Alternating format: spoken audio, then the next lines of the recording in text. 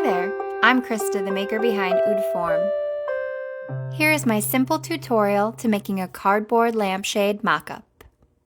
Lampshades are tricky. There are so many size possibilities and so few good options in stores. Let's find the correct size for your lamp so you can be confident in finding the perfect shade.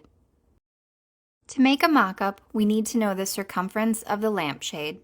This is calculated by the diameter times pi. I've already done the math and made you a handy little chart. Now let's find the correct shade height for your lamp with your current harp. Measure from the base of the finial to where you would like the shade to end. Then add a 1/2 inch to account for a standard hardware drop.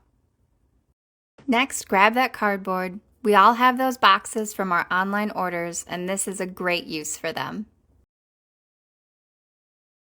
Once you've narrowed down your range of diameters, cut a rectangle and roll it in your hands.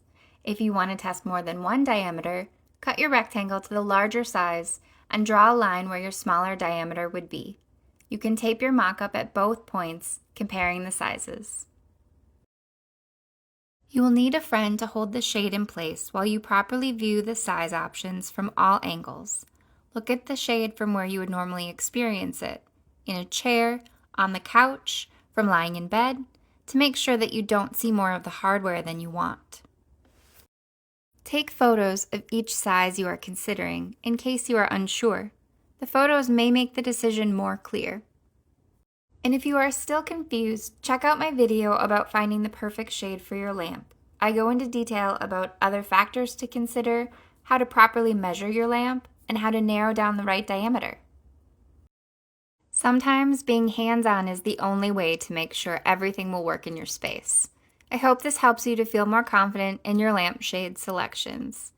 If you need more help, there's a link in the description to the checklist of things I need to help you size your lampshade.